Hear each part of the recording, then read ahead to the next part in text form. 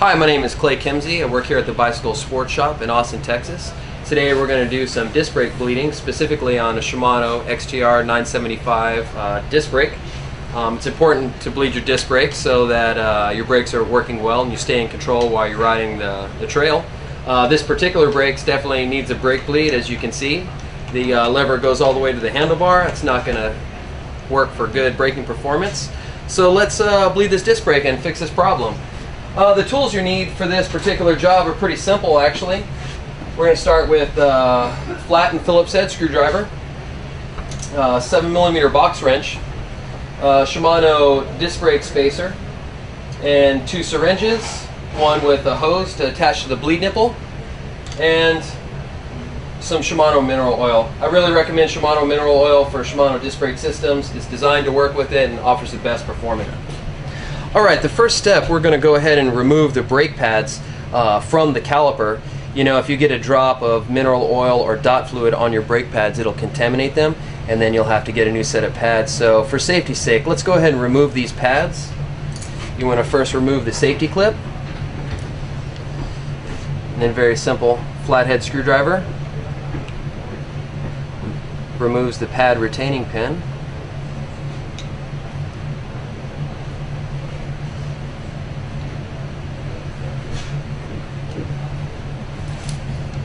And these brake pads easily come right out the top. You can now put the plastic pad spacer in, the bleed block. This part is important because it resets the pistons all the way back in the caliper bore and allows for the proper volume of mineral oil to go into the brake so you get the right amount of lever throw. We can hold that part back in with the pad retaining pin. So now that the caliper is ready to go, let's prepare the brake lever. And to do so, we want to remove the reservoir cap. 2 simple Phillips head screws. Let's unscrew these guys. And this is going to expose the reservoir for the mineral oil.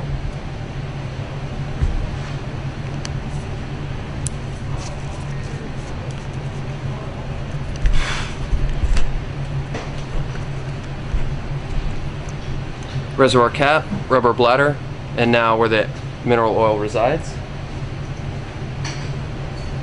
So now we're ready to bleed the disc brake. We need to fill our first syringe up with a plastic tubing with mineral oil. In this particular syringe, I'm going to fill up with maybe about 30 cc's. We're going to purge all the bubbles from this syringe.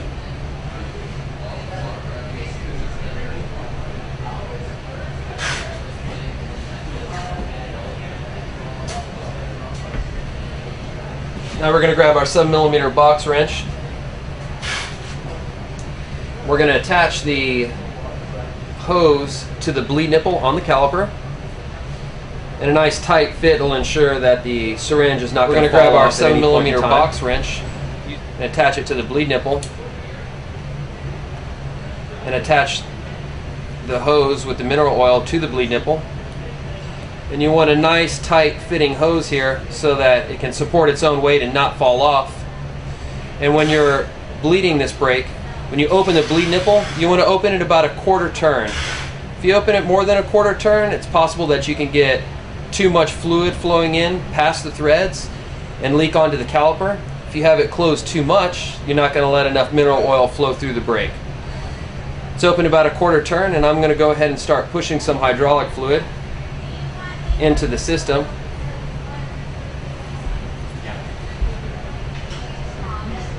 Push about 5 to 10 cc's into the brake.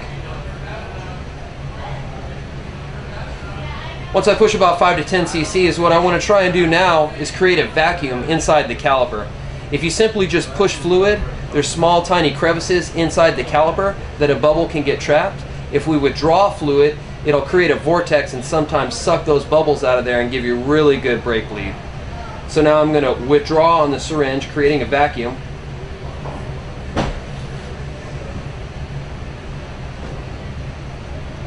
You can see little tiny bubbles coming out, and those are the ones we want to get out before we bleed the rest of the hydraulic lever and line. So I pulled back at about another 5 cc's or so. I think the caliper is nice and full of fluid, no bubbles. And so now I simply want to push fluid from the caliper through the hydraulic line up into the reservoir. And as I do this, I'm going to rock the caliper around a little bit to make sure I get all the voids filled up. So once we've completed bleeding the caliper, let's take a look at this hydraulic lever, which is when you're going to grab your other syringe. And the function of this syringe is to withdraw the overflow from the lever.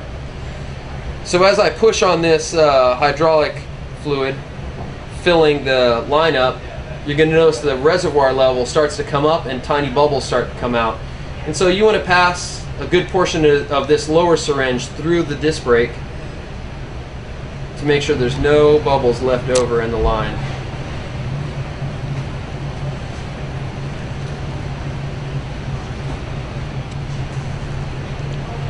You can take this opportunity now as you're pushing fluid to perhaps tap this hydraulic line, make sure all the bubbles are out of it.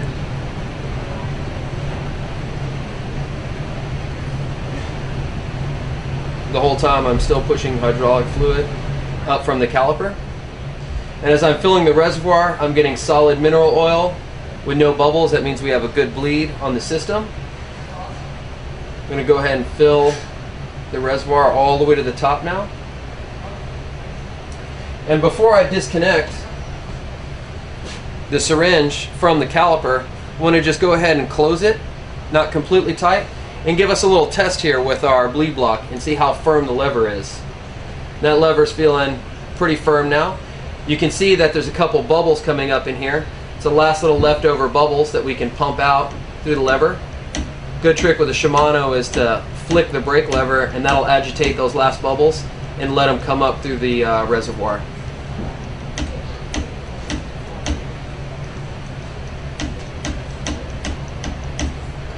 So that lever's feeling nice and firm now. We're going to go ahead and close off the bleed nipple, remove the syringe. Make sure the reservoir is topped off 100%. You want it all the way full to the top, so that when you install the reservoir cover, it will overflow, and that's okay. You definitely want the fluid level completely full.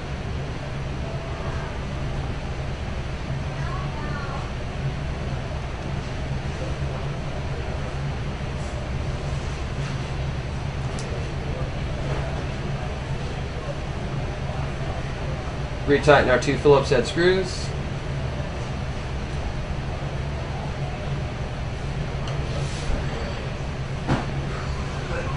And the last step with all good brake bleeds is you want to go ahead and clean the brake lever up. Spray a little isopropyl alcohol on the brake lever.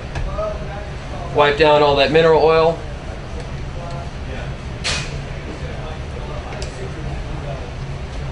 Do that on the caliper as well.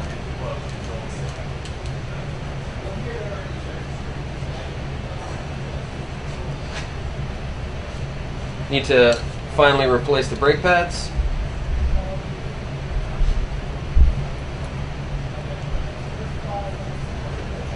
Remove the bleed block.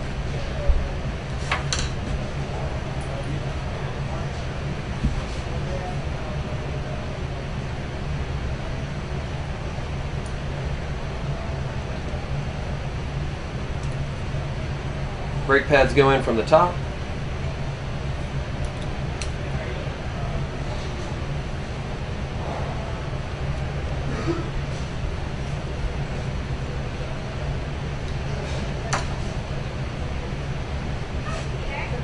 Reinstall the safety pin, and finally put in the pad spacer. Test your brake. Nice and firm, ready for an install on the bike, and time to ride.